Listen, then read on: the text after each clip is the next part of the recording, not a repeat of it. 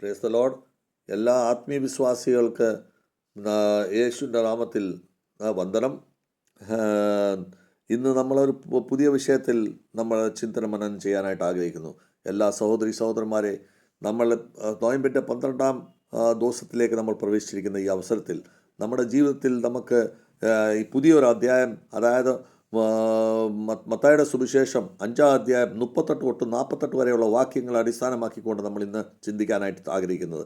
ഇതിനെ sermon of the mount എന്ന് പറയപ്പെടുന്നു, പർവ്വതത്തിൻ്റെ ഉപദേശങ്ങൾ എന്നാണ് പറയപ്പെടുന്നത്.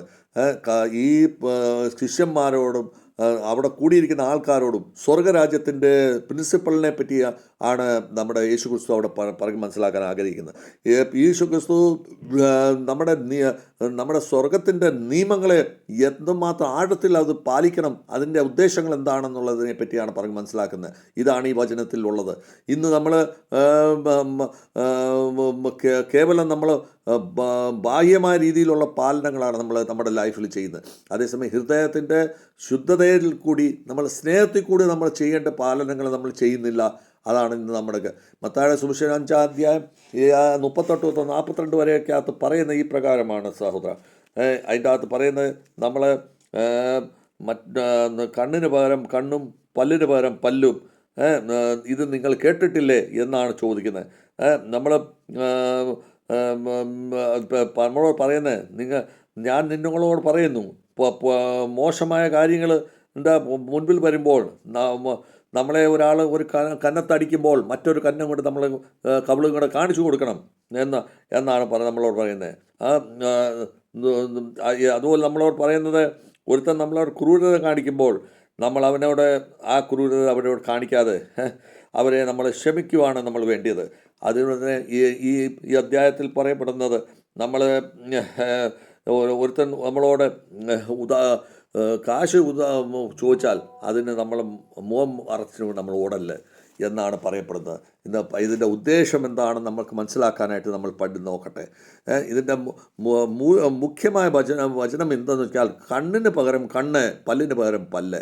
ഇത് നമുക്ക് ഈ വിഷയത്തിൽ നമുക്ക് എക്സോഡസിൻ്റെ അകത്ത്, നമുക്ക് നിർഗമന പുസ്തകത്തിൻ്റെ അകത്ത് നമുക്ക് 21-ാം അധ്യായം 24-ാം വാക്യത്തിൽ അകത്ത് എന്താണ് പറയുന്നത്? 24-ാം വാക്യത്തിൽ നമ്മളോട് പറയുന്നത്, കണ്ണിന് പകരം കണ്ണ്, പല്ലിന് പകരം പല്ല്, കൈക്ക് പകരം കയ്യ്, കാലിന് പകരം കാല്. ഇത് പഴയ നിയമത്തിൻ്റെ കഥകളാണ്. പഴയ നിയമത്തിൽ ഇതിനെ കുറച്ചുകൂടെ സരളീകരണം ചെയ്തിട്ടാണ് നമ്മുടെ ഇന്ന് നമ്മൾ യേശു ക്രിസ്തു നമ്മളെ പഠിപ്പിക്കുന്നത്. അതായത് പറയുന്ന ഇതാണ്, ന്യായത്തിൻ്റെ സിദ്ധാന്തം ഈ നമ്മൾ എക്സോഡസിൻ്റെ അകത്ത് പഠിച്ചതുപോലെ 21-ാം അധ്യായം 24-ാം വാക്യത്തിൽ പഠിച്ചതുപോലെയാണ്. പക്ഷെങ്കിൽ യേശു ക്രിസ്തു നമ്മളോട് പറയുന്നത് എന്താണ്? മോശമായ കാര്യങ്ങൾ നമ്മൾ നേരിടുന്ന സമയത്ത് അത് പ്രതിഷേധമായി മാറാതെ നേരെ മറിച്ച് നമ്മൾ താഴ്മയുള്ളവരും ധൈര്യതയുള്ളവരുമായി മാറണം, അവരോട് പെരുമാറണം എന്നാണ് നമ്മളോട് പറയപ്പെടുന്നത്. അപ്പോൾ നമ്മൾ ഇതിൻ്റെ അർത്ഥം നമ്മൾ മനസ്സിലാക്കേണ്ടത്, യേശു ക്രിസ്തു നമ്മളോട് ഒരാളിനോട് പകരം വീട്ടുന്ന ഭാവന നമ്മൾ ഉണ്ടെങ്കിൽ നമ്മളത് തീർത്ത് കളയണം എന്നുള്ളതാണ് പറഞ്ഞു പഠിപ്പിക്കുന്നത്. അതായത് യേശു ക്രിസ്തു നമ്മളെ പറഞ്ഞു പഠിപ്പിക്കുന്നത്, അന്യായത്തിനെ വളർത്തിയെടുക്കാൻ നോക്കല്ലേ, വ്യക്തിപരമായ പ്രതിഷേധങ്ങൾ നമ്മളിലുണ്ടെങ്കിൽ അത് നമ്മൾ മാറ്റിയെടുക്കണം, അത് ചെയ്യാൻ പാടില്ല എന്നാണ് പറയപ്പെടുന്നത്. അത് രണ്ടാമത് നമ്മൾ പറയുന്നത്, ഒരാൾ ഒരു കവിളത്ത് അടിച്ചു കഴിഞ്ഞാൽ മറ്റൊരു കവിളും കൂടെ കാണിക്കണമെന്ന് പറയുന്നത്, അത് ആത്മീയപരമായ നമ്മുടെ മെച്യൂരിറ്റിയെയും അതുപോലെ നമ്മുടെ പേഷ്യൻസിൻ്റെ പ്രതീകമായിട്ടാണ് നമ്മളെ അത് മനസ്സിലാക്കി തരുന്നത്. അപ്പോൾ ഇതിനെ റോമൻസിൻ്റെ പുസ്തകത്തിൽ 12-ാം അധ്യായം 19-ാം വാക്യത്തിൽ ഇതുപോലെ ഇതിനെപ്പറ്റി നമ്മളെ പറഞ്ഞു പഠിപ്പിക്കുന്ന ഇതാണ്. എന്താണ് അവിടെ പറയുന്നത്? നമുക്കത് കാഴ്ചയിൽ നോക്കാം. റോമൻസിൻ്റെ പുസ്തകം 12-ാം അധ്യായം 19-ാം വാക്യത്തിൽ, എൻ്റെ പ്രിയോ, ആരോടും പകരം വീട്ടാൻ പാടില്ല. നമ്മൾ യഹോവയുടെ എൻ്റെ ക്രോധത്തിന് നിങ്ങൾ അവസരം കൊടുക്കല്ലേ. നമ്മൾ പകരം വീട്ടാൻ പോയാൽ യഹോവയുടെ ക്രോധം നമ്മുടെ മണ്ടയിൽ വരും. അത് പാടില്ല. അത് നേരെ അവിടെ എഴുതി വച്ചിരിക്കുന്ന ഇതാണ്, ഈ പകരം വീട്ടുന്ന ജോലി എൻ്റേതാണ്, യഹോവയുടെയാണ്. പകരം വീട്ടുന്ന ജോലി എൻ്റെ.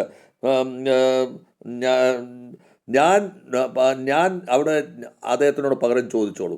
നിങ്ങൾ ചോദിക്കാൻ അവകാശികളല്ല. സൃഷ്ടികർത്ത എന്ന് പറഞ്ഞാൽ നമ്മൾ ഈ സൃഷ്ടിയെ ജനിപ്പിച്ചിരിക്കുന്ന ആൾ, അദ്ദേഹം പകരം ചോദിക്കും. സൃഷ്ടിക്ക് അതിനുള്ള അവകാശമില്ല എന്നാണ് പറയപ്പെടുന്നത്.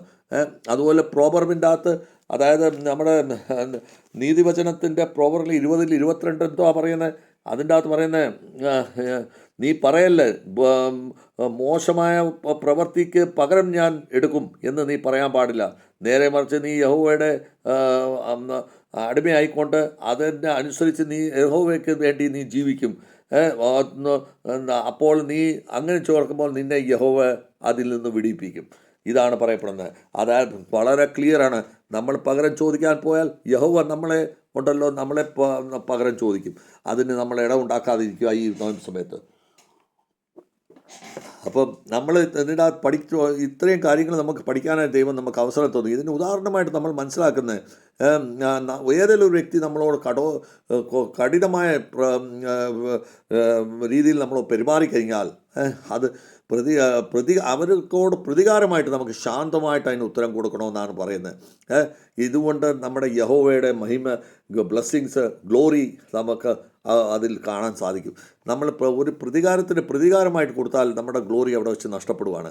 നമ്മുടെ പ്രതികാരത്തിന് താഴ്മയോടും നമ്മൾ ശാന്തമയോടും കൊള്ളുമ്പോൾ യഹോവയുടെ മഹിമ നമുക്ക് അവിടെ കാണപ്പെടുന്നു എന്നാണ് പറയപ്പെടുന്നത്. മത്തായിയുടെ സുവിശേഷം 5-ാം 43-48 വരെയുള്ള പറയുന്നത് എന്തുവാ? ശത്രുവിനോട് സ്നേഹിക്കുക, നീ നിൻ്റെ ശത്രുവിനോട് സ്നേഹിക്കുക. ഇതാണ് പറയപ്പെടുന്നത്. ശത്രുക്കളോട് നീ സ്നേഹിക്കണമെന്നുണ്ടെങ്കിൽ നിൻ്റെ അതിനെപ്പറ്റി അതിൻ്റെ ഒരു 44-ാം നമ്പർ വാക്യം നമ്മൾ വായിക്കാം. എങ്കിൽ ഞാൻ നിന്നോട് പറയുന്നു, നിൻ്റെ ശത്രുക്കളോട് നീ സ്നേഹിക്കുക, നിന്നെ പ്രയാസപ്പെടുത്തുന്ന ആൾക്കാർക്ക് വേണ്ടി നീ പ്രാർത്ഥന ചെയ്യുക. ശത്രുക്കളോട് സ്നേഹിക്കുക തന്നെയല്ല, അവർക്ക് വേണ്ടി പ്രാർത്ഥനയും ചെയ്യണം. അതാണ് നമ്മളെ പറഞ്ഞു പഠിപ്പിക്കുന്നത്. അപ്പം നീ പഴയ നിയമത്തനുസരിച്ച് നമ്മൾ കാണുമ്പോൾ അയലോക്കക്കാരനോട് സ്നേഹം വയ്ക്കുക എന്നായിരുന്നു പറഞ്ഞത്. അത് വ്യവസ്ഥയായിരുന്നു അത്. പക്ഷേ ഇന്ന് ശത്രുവിനോട് വൈരാഗ്യം വയ്ക്കല്ല എന്നാണ് അതിൻ്റെ അത് പറഞ്ഞിരുന്നത്. പക്ഷേ ഈ യേശുക്രിസ്തു അതിനെ കുറച്ചുകൂടെ വിപുലമായിട്ട് നമ്മളെ പറഞ്ഞു പഠിപ്പിക്കുന്നത് ഇതാണ്: നീ ശത്രുക്കളെ സ്നേഹിക്കുക, അവർക്ക് വേണ്ടി പ്രാർത്ഥിക്കുക. ഇതാണ് നമ്മളെ പറഞ്ഞു പഠിപ്പിക്കുന്നത്. നമ്മൾ ഇങ്ങനെ ചെയ്തെങ്കിൽ മാത്രമേ സ്വർഗരാജ്യത്തിൻ്റെ കവാടം നമുക്ക് വേണ്ടി തുറക്കപ്പെടത്തുള്ളൂ. എങ്കിൽ മാത്രമേ യഹോവയുടെ സാദൃശ്യമായിട്ട് നമ്മളെ കാണപ്പെടത്തുള്ളൂ. നമ്മൾ ഇതിൻ്റെ അർത്ഥവും വ്യാഖ്യാനവും നമ്മൾ മനസ്സിലാക്കുമ്പോൾ, ഒരു മഴ പെയ്യുമ്പോൾ നമ്മളിത് കാണുന്നത്, ആ മഴവെള്ളം ഒരു ദൈവികമായ രീതിയിൽ ഒരു ജീവിക്കുന്നവർക്കും ആ വെള്ളം കിട്ടുന്നുണ്ട്, അന്യായമായിട്ട് ജീവിക്കുന്നവർക്കും വെള്ളം കിട്ടുന്നുണ്ട്. അപ്പം ആ ധർമ്മിയായിട്ടും അധർമ്മിയായിട്ടും ജീവിക്കുന്ന രണ്ടുപേർക്കും ആ വെള്ളം കിട്ടുന്നുണ്ട്. അപ്പോൾ യഹോവ എന്ന് പറയുന്നത് സ്നേഹത്തിൻ്റെ സർവഭൗമികമായ ഒരു വ്യക്തിത്വമാണ്. നമ്മൾ സ്നേഹത്തിൻ്റെ സർവഭൗമികമായ ഒരു വ്യവസ്ഥയാണ് യഹോവയുടെ. അങ്ങനെയുള്ള ഒരു യഹോവ നമ്മളോട് പ്രതീക്ഷിക്കുന്ന അത് തന്നെയാണ്. നമ്മൾ സ്നേഹത്തിൻ്റെ ഉടമ്പടിയായിട്ട് മാറിത്തീരുന്നത് നമ്മൾ മറ്റുള്ളവരെ സ്നേഹിക്കാനായിട്ട് പഠിക്കണം. യഥാർത്ഥ ധാർമ്മികത എന്ന് പറയുന്നത് എന്താണ്? നമ്മൾ റൈച്ചസ്നസ് എന്ന് പറയുന്നത് എന്താ? സാധാരണ മാനവീയമായിട്ട് നമ്മൾ സ്നേഹത്തിന് വേണ്ടി മുൻപോട്ട് പോരുക.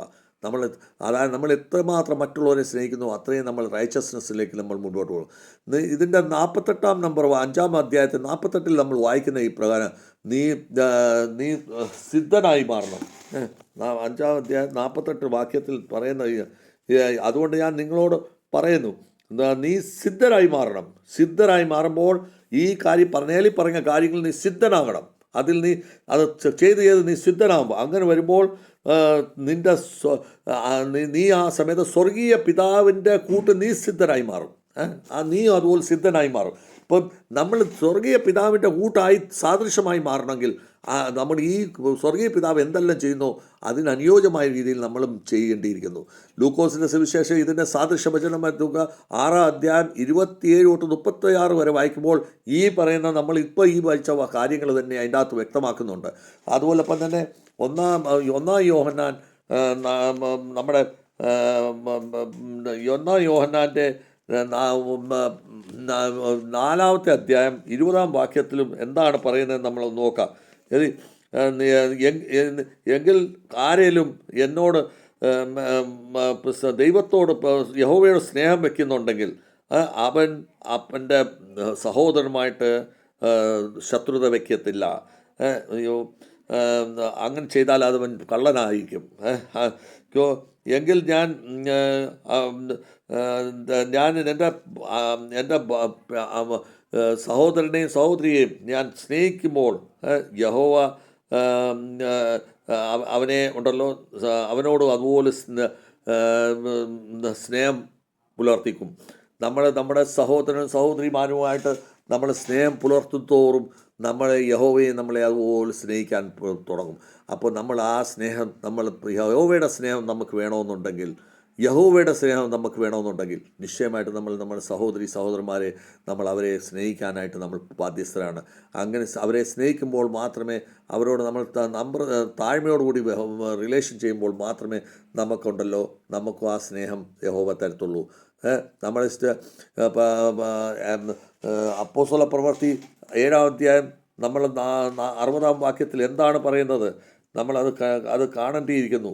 അതിൻ്റെ അകത്ത് ഈ സ്നേഹത്തിൻ്റെയും ക്ഷമയുടെയും ഒരു ഉദാഹരണമായിട്ട് നമുക്കത് കാണേണ്ടിയിരിക്കുന്നു. എന്താണ് പറയുന്നത്?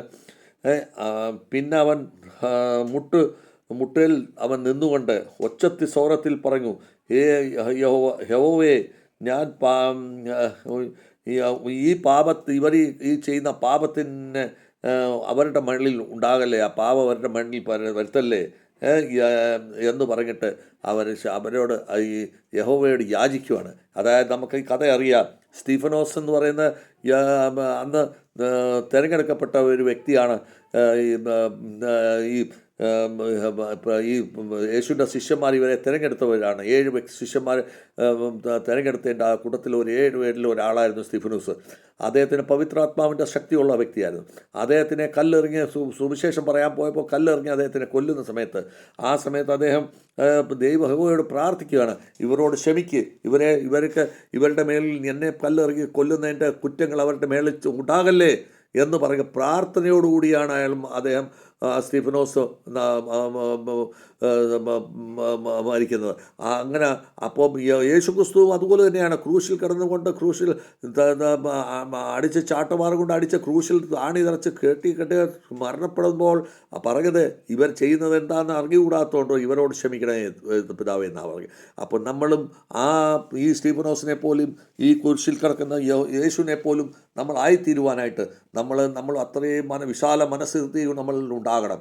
നമ്മൾ ഇവരോട് നമ്മുടെ ശത്രുത കാണിക്കുന്നവരും, നമ്മളോട് വൈരാഗ്യം കാണിക്കുന്നവരും, നമ്മളെ ദ്രോഹിക്കുന്നവരോടും വേണ്ടി നമ്മൾ പ്രാർത്ഥിക്കുന്ന ദൈവത്തിന്, അതായത് യഹോവേ ഇന്ന് ഇവരോട് ക്ഷമിക്കണം. ഇതാണ് ഇന്നത്തെ 12-ാം ദിവസത്തെ ഈ ഉപവാസത്തിൽ നമുക്ക് പ്രാർത്ഥിക്കാനുള്ളത്.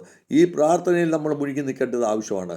അപ്പോൾ യേശുക്രിസ്തു ഈ പറഞ്ഞ ഈ കാര്യങ്ങളെല്ലാം, നമ്മളെ പഠിപ്പിക്കുന്ന ഈ കാര്യങ്ങളെല്ലാം നമ്മൾ അതിൽ നിന്ന് മനസ്സിലാക്കേണ്ട ഈ വിഷയത്തിൽ നമ്മൾ മനസ്സിലാക്കുന്നത്, പ്രതിഷോധമല്ല യേശുക്രിസ്തു നമ്മളെ പഠിപ്പിച്ചിരിക്കുന്നത്, സ്നേഹത്തിൻ്റെ മാർഗമാണ് നമ്മളെ പഠിപ്പിച്ചിരിക്കുന്നത്.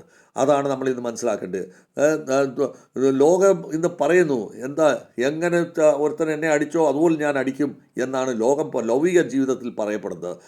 പക്ഷേ യേശുക്രിസ്തുവിൻ്റെ ജീവിതത്തിൽ പറയപ്പെടുന്നത്, നീ ക്ഷമിക്കുക, നീ സ്നേഹിക്കുക, നീ സ്നേഹിക്കുക. ഈ 2 കാര്യമാണ് യേശുക്രിസ്തു പറയുന്നത്. ലൗകിക ജീവിത പ്രകാരമല്ല ഇന്ന് നമ്മുടെ ആത്മീയ ജീവിതം ഓടേണ്ടത്. അതുപോലെ മുഖ്യമായ ബന്ധുക്കൾ ഇതിൻ്റെ അകത്തുള്ളത് എന്താണെന്ന് വെച്ചാൽ, ഒരിക്കലും പകരം വീട്ടാൻ പോകല്ല. പകരം വീട്ടുന്ന ജോലി യഹോവയുടെയാണ്. യഹോവ വീട്ടിക്കോളും. അവരോട് നമ്മൾ താഴ്മയോടുകൂടി നമ്മൾ സംസാരിക്കുമ്പോൾ നമുക്ക് അതിശയകരമായ സാമർഥ്യം നമ്മളിൽ ഉണ്ടാവും. ശത്രുവിനോട് നമ്മളെ സ്നേഹിക്കുക. ഇതാണ് നമ്മളെ യഹോവയുടെ യേശുക്രിസ്തുവിൻ്റെ നമ്മൾ അറിയപ്പെടുന്നത് ഈ വിധത്തിലാണ്. ശത്രുവിനെ സ്നേഹിക്കാൻ തുടങ്ങുമ്പോൾ നമ്മൾ യേശുക്രിസ്തുവിനെ അറിയപ്പെടും. നമ്മൾ ഉദാഹരണമായി മാറും. മറ്റുള്ളവർ നമ്മളെ കാണപ്പെടുമ്പോൾ അവർ പറയും, ഇത് യേശുക്രിസ്തുവിൻ്റെ ആൾക്കാരാണെന്ന്. നമ്മൾ സിദ്ധതയോടുള്ള അർത്ഥം എന്ന് പറഞ്ഞാൽ, സിദ്ധത എന്ന് പറയുന്നതിൻ്റെ അർത്ഥം എന്താണെന്ന് വെച്ചാൽ, യേശുക്രിസ്തു യഹോവയുടെ സിദ്ധതയിൽ നമ്മൾ വരണമെന്ന് പറയുന്നതിൻ്റെ അർത്ഥം പൂർണ്ണ പ്രേമത്തിൽ വരണം. പൂർണ്ണ പ്രേമത്തിൽ വരുവാന്ന് പറഞ്ഞാൽ മറ്റുള്ളവരെ ശത്രുക്കളോട് നമ്മൾ സ്നേഹിക്കുന്ന അവസ്ഥ വരുമ്പോൾ നമ്മൾ പൂർണ്ണ സിദ്ധതയിലേക്ക് വരുന്നു. അങ്ങനെയുള്ള നമുക്ക് ജീവിതം നമുക്കുണ്ടാകണം. നമ്മൾ ഇതിൻ്റെ അകത്തുനിന്ന് പഠിക്കാൻ സാധിക്കുന്നത് നമ്മൾ നമ്മൾ വെറും ഒരു സ്നേഹം ചെയ്യുന്നവരോട് മാത്രം സ്നേഹിച്ചിട്ട് അർത്ഥമില്ല. നേരെ മറിച്ച് നമ്മൾ ലോകം പഠിപ്പിക്കുന്നത് എങ്ങനെയാണ്? എന്നോട് സ്നേഹിക്കുന്നവർ ഞാൻ മറ്റുള്ളവരോട് സ്നേഹിക്കുക. പക്ഷേ നേരെ മറിച്ച് ഇതിനകത്ത് യഹോവ പഠിപ്പിക്കുന്നത് ഇങ്ങനെയാണ്: ശത്രുവിനോട് സ്നേഹിക്കുക, എങ്കിൽ മാത്രമേ നീ യഹോവയുടെ സന്താനമാണെന്നുള്ളതിൻ്റെ സർട്ടിഫിക്കറ്റ് നിനക്ക് കിട്ടത്തുള്ളൂ. യഹോവയുടെ സന്താനമാണെന്നുള്ള പ്രമാണപത്രം കിട്ടണമെന്നുണ്ടെങ്കിൽ മറ്റ് ശത്രുക്കളെ സ്നേഹിക്കുമ്പോൾ മാത്രമേ നമുക്ക് കിട്ടൂ എന്ന് ആണ് യഹോവ നമ്മളെ പഠിപ്പിക്കുന്നത്. അത് നമ്മൾ പഠിക്കാനായിട്ട് നമ്മൾ നേടണമെന്നുണ്ടെങ്കിൽ നമുക്ക് ഈ ശത്രുക്കളെ നമുക്ക് ആ സർട്ടിഫിക്കറ്റ് വേണമെന്നുണ്ടെങ്കിൽ ആ സർട്ടിഫിക്കറ്റ് നമ്മുടെ ജീവിതത്തിൽ ആവശ്യമാണ്. ആ ആവശ്യമുള്ള സർട്ടിഫിക്കറ്റ് നമ്മുടെ ജീവിതത്തിൽ നമുക്ക് വേണമെന്നുണ്ടെങ്കിൽ ശത്രുക്കളെ സ്നേഹിക്കുകയും പഠിക്കുകയും ക്ഷമിക്കുകയും അതോടൊപ്പം തന്നെ അവർക്ക് വേണ്ടി പ്രാർത്ഥിക്കുകയും ചെയ്യുന്ന ഒരവസ്ഥ നമുക്കുണ്ടാകണം. അപ്പോൾ നമുക്ക് ആ യഹോവയുടെ സർട്ടിഫിക്കറ്റ് നമുക്ക് കിട്ടിയിരിക്കും. ഈ സർട്ടിഫിക്കറ്റിന് വേണ്ടിയാണ് നമ്മളെല്ലാം ജീവിക്കുന്നത്, ഇന്ന് ഈ ഭൂമിയിൽ നമ്മൾ വന്നിരിക്കുന്നത്. അപ്പം നമ്മൾ ഈ പറയുന്ന 12-ാം ദിവസത്തെ ഈ വലിയൊരു ഉപവാസത്തിൽ നമുക്കെല്ലാം ജീവിതത്തിൽ ആധ്യാത്മികപരമായിട്ട് നമുക്ക് കണ്ടിന്യൂസ് നമ്മൾ പ്രാർത്ഥനയിൽ നമ്മൾ മുഴുകി നിന്നുകൊണ്ട് നമ്മൾ ജീവിക്കുന്ന ഈ അവസരത്തിൽ നമ്മുടെ ആത്മചിന്തനം, നമ്മൾ പരീക്ഷണം നമ്മൾ ചെയ്യേണ്ട ഈ അവസ്ഥയിൽ ഞാൻ എൻ്റെ മനസ്സുകൊണ്ട് മറ്റുള്ളവരോട് ഞാൻ വെറുക്കാറുണ്ടോ എന്ന് നമ്മൾ ചിന്തിക്കേണ്ടിയിരിക്കുന്നു. നമ്മൾ ചിന്തിക്കേണ്ട പോയിൻ്റ് ആരോടെങ്കിലും ഞാൻ പകരം വീട്ടാനായിട്ട് ഞാൻ ചിന്തിച്ചിട്ടുണ്ടോ എന്ന് നമ്മൾ ചിന്തിക്കേണ്ടിയിരിക്കുന്നു. ഈ രണ്ട് കാര്യത്തിൽ നമ്മൾ ഇന്ന് പ്രാർത്ഥിക്കേണ്ടയും നമ്മൾ ചിന്തിക്കേണ്ടയും വിഷയമാണ് ഇന്ന് നിങ്ങളുടെ മുൻപിൽ ഞാൻ വെക്കുന്നത്. ഇത് വചനപ്രകാരമുള്ള കാര്യമാണ് ഞാൻ പറയുന്നത്. അത് പ്രകാരം നമ്മൾ കേൾക്കേണ്ടത്. ഇതിൻ്റെ അകത്ത് പ്രാർത്ഥനയുടെ പ്രധാന വിഷയം നമ്മുടെ ഇന്ന് എന്തോ ആയിരിക്കണം: ക്ഷമ ചെയ്യുന്നതുകൊണ്ട് എൻ്റെ ആത്മാവിനെ നീ താഴ്മയുള്ള ഹൃദയമാക്കി മാറ്റണേ. മറ്റുള്ളവരെ ഞാൻ ക്ഷമിച്ച് എൻ്റെ ഹൃദയം താഴ്മയുള്ളതാക്കി മാറ്റണേ. ശത്രുക്കൾക്കും ബ്ലെസ്സിങ്സ് കൊടുക്കണമേ എന്നാണ് നമ്മൾ പ്രാർത്ഥിക്കേണ്ടത്. ഈ രീതിയിൽ നമ്മൾ ഈ 12-ാം ദിവസം നമ്മൾ പ്രാർത്ഥിക്കുകയാണെങ്കിൽ നിശ്ചയമായിട്ടും നമുക്ക് ഈ ഉപവാസം നമുക്ക് പ്രയോജനപ്പെടും. നമ്മുടെ ജീവിതത്തിൽ നമ്മൾ ഒരു റിവോല്യൂഷണറി പരിവർത്തനം ഒരു ക്രാന്തികാരി പരിവർത്തനം നമ്മൾ ഉണ്ടാക്കിക്കൊണ്ടുവരും എന്ന് നമുക്കറിയാൻ പറ്റും. അപ്പോൾ ജീവിതത്തിൽ നമ്മൾ വ്യക്തികളുമായിട്ട് മനപ്പൊരുത്തമില്ലാതെ നമ്മൾ ജീവിക്കുന്ന അവസ്ഥയിൽ ഇന്ന് അവരോർക്ക് വേണ്ടി നമ്മൾ പ്രാർത്ഥിക്കുക. ആ മരണപ്പൊരുത്തം നമ്മൾ മാറ്റിക്കെടുക്കുക. അതുകൊണ്ട് നമ്മൾ ഇങ്ങനെ ചെയ്യുമ്പോൾ നമ്മുടെ പരസ്പരം കൂട്ടായ്മയുടെ ആദ്യത്തെ ഒരു പടി നമുക്ക് കയറാൻ സാധിക്കും. അപ്പോൾ ആ ആദ്യത്തെ പടിയിലേക്ക് നമ്മൾ പോകണമെങ്കിൽ ഈ മനപ്പൊരുത്തമില്ലാത്ത ഈ അവസ്ഥ നമ്മൾ മാറ്റിയെടുക്കണം. അതുപോലെ തന്നെ ആവശ്യമുള്ളവർക്ക്, നീഡിയായിട്ടുള്ള ആൾക്കാർക്ക് അവർക്ക് എന്തെങ്കിലും നമ്മൾ സഹായം ചെയ്യാനായിട്ട് നമ്മൾ സാധിക്കണം. ഈ സമയത്ത് അതാണ് ഈ 12-ാം ദിവസത്തിൽ നമുക്ക് മനസ്സിലാക്കേണ്ടത്. ഇന്നത്തെ ദിവസം നമുക്ക് മനസ്സിലാക്കേണ്ടത് ഉപവാസത്തിൻ്റെ ഈ സന്ദേശത്തിൽ നമുക്ക് ശാരീരികമായിട്ട് നമ്മൾ നോക്കുമ്പോൾ നമ്മുടെ പേഷ്യൻസോടുകൂടി അതോടൊപ്പം തന്നെ നമ്മൾ ഹൃദയത്തിൻ്റെ ശുദ്ധിയോടുകൂടി നമ്മൾ ജീവിക്കേണ്ടതാണ്. അതോടൊപ്പം തന്നെ നമ്മൾ സത്യസത്യതയോടുകൂടിയുള്ള ഉപവാസം ചെയ്യുന്നത് വെറും നമ്മുടെ ആഹാരം ആയതുകൊണ്ട് അർത്ഥമില്ല. നേരെ മറിച്ച് നമ്മൾ ക്രോധത്തിനെയും ത്യാഗത്തിനെയാണ് വെടിയേണ്ടത്. നമ്മൾ ആഹാരം വെടിക്കൊണ്ട് മാത്രം നമ്മൾ ഈ സത്യസന്ധതയോടുള്ള ഈ ഉപവാസം പ്രയോജനപ്പെടത്തില്ല. സത്യസന്ധമായിട്ടുള്ള ഉപവാസം നമ്മൾ ആക്കി തീർക്കണമെന്നുണ്ടെങ്കിൽ ക്രോധവും ത്യാഗവും നമ്മൾ ത്യാഗണം. അത് നമ്മൾ വെടിയണം. അത് വെടിഞ്ഞ് നമ്മൾ അതിനെ നമ്മൾ മാറ്റിയെടുക്കുകയാണെങ്കിൽ മാത്രമേ ഈ 12-ാം ദിവസത്തെ ഉപവാസം നമുക്ക് പ്രയോജനപ്പെടത്തുള്ളൂ എന്ന് എനിക്ക് ഈ സമയത്ത് ഇത് നമ്മൾ യെശയ്യാ പുസ്തകത്തിൽ 58-ാം അധ്യായത്തിൽ ഇതിനെപ്പറ്റി ദീർഘമായ ഒരു വിവരണം കൊടുത്തിട്ടുണ്ട്. അത് നമ്മൾ പഠിക്കേണ്ടിയിരിക്കുന്നു. നമ്മളിന്ന് നമ്മുടെ ഈ മേളിപ്പറകെ ഈ 5-ാം അധ്യായം മത്തായിയുടെ സുവിശേഷം 5-ാം അധ്യായം 38-48 വരെ നമ്മൾ എന്താണ് പഠിപ്പിക്കുന്നത്? ക്രിസ്ത്യാനികളായ നമ്മൾ യേശുക്രിസ്തുവിൻ്റെ ജീവിതം നമ്മൾ ന്യായത്തിനെക്കാട്ടിലും മുൻപിലോട്ട് നമ്മൾ ചിന്തിച്ചു കഴിയുമ്പോൾ ഒരാളിനെ ന്യായം ചെയ്യാൻ പോകുന്നതിനെക്കാട്ടി കൂടുതൽ ചിന്തിക്കുക, അതിനെക്കാട്ടി മുൻപോട്ട് കയറി നമ്മൾ അനുഗ്രഹവും സ്നേഹത്തിൻ്റെയും ജീവിതമാക്കി മാറ്റിയെടുക്കാനായിട്ട് നമ്മൾ ശ്രമിക്കണം. ഒരാൾക്ക് ന്യായം വിധിക്കാനും നമ്മൾ പോകാതെ മറ്റുള്ളവർക്ക് അനുഗ്രഹത്തിനും സ്നേഹത്തിൻ്റെ ജീവിതമായി തീരുവാനായിട്ട് നമ്മൾ സാധിക്കട്ടെ. ഈ കഠിനമായ ഈ പ്രയോഗം, ഈ കഠിനമായ ജീവിതം നമുക്ക് ഈ പറഞ്ഞ കാര്യങ്ങളൊക്കെ ഒത്തിരി കഠിനമായ ജീവിതമാണ്. ഇത് നമുക്ക് ചെയ്യാനായിട്ട് പ്രാക്ടിക്കലായിട്ട് നമുക്ക് ചിലപ്പോൾ ബുദ്ധിമുട്ടുണ്ടെങ്കിൽ തന്നെ നമ്മളെ അതിന് പരിശുദ്ധാത്മാവ് നമ്മൾ പ്രാർത്ഥിച്ച് ആ പരിശുദ്ധാത്മാവിനെ നമ്മുടെ ഹൃദയത്തിൽ ഇറക്കിക്കഴിഞ്ഞാൽ നിശ്ചയമായിട്ട് ഈ കഠിനമായ നമ്മുടെ ഈ ഹഡിൽസ്, ഈ വഴി നമുക്ക് വഴി മാറി തന്ന് നമ്മൾ ചെയ്യേണ്ടത് എന്താണ് നമ്മൾ ബൈബിൾ പറഞ്ഞിരിക്കുന്നത് അത് നമ്മൾ ചെയ്യാനായിട്ട് നമ്മൾ തയ്യാറായി വരും. നമുക്കത് ചെയ്യാം. അതിനുവേണ്ടി നമുക്ക് പരിശുദ്ധാത്മാവിനെ നമ്മുടെ ഉള്ളിലേക്ക് ഒതുക്കാനായിട്ട് നമുക്ക് പ്രാർത്ഥിക്കണം. ആത്മാവ് നമ്മുടെ ശുദ്ധീകരിക്കപ്പെടണം. നമ്മുടെ പവിത്രാത്മാവിന് നമ്മുടെ ഉള്ളിൽ പരിശുദ്ധാത്മാവ് നമ്മൾ വരാനായിട്ട് നമ്മൾ പ്രാർത്ഥിക്കണം. അങ്ങനെയുള്ള ജീവിതത്തിൽ മാത്രമേ ഈ മേളി പറഞ്ഞ വചനങ്ങളെല്ലാം നമുക്ക് പ്രയോജനകരമായി തീരത്തുള്ളൂ എന്ന് നമുക്ക് ഈ സമയത്ത് മനസ്സിലാക്കിക്കൊണ്ട് നമ്മുടെ എല്ലാവരും കുടുംബത്തിന് ഈ 12-ാം ദിവസത്തിൽ നമ്മൾ മറ്റുള്ളവരെ സ്നേഹിക്കാൻ പഠിക്കണം, താഴ്മയോടുകൂടി പഠിക്കണം എന്ന് നമ്മൾ മനസ്സിലാക്കിക്കൊണ്ട് സഹോദരന്മാരെ പരസ്പരം അങ്ങോട്ടേക്ക് സ്നേഹിക്കാൻ പഠിക്കണമെന്ന് നമ്മൾ ഈ വചനം നമ്മൾ ഓർക്കട്ടെ. അത് നമുക്ക് പ്രയോജനകരമായി തീരട്ടെ. ഈ 12-ാം ദിവസം നമുക്ക് ഉപവാസം നമുക്ക് എല്ലാവർക്കും ആത്മീയപരമായ വളർച്ചയ്ക്ക് വേണ്ടി അനുഗ്രഹപ്രദമായി തീരട്ടെ എന്ന് പറഞ്ഞുകൊണ്ട് എൻ്റെ വാക്കുകൾ ചുരുക്കുന്നു. God bless to all.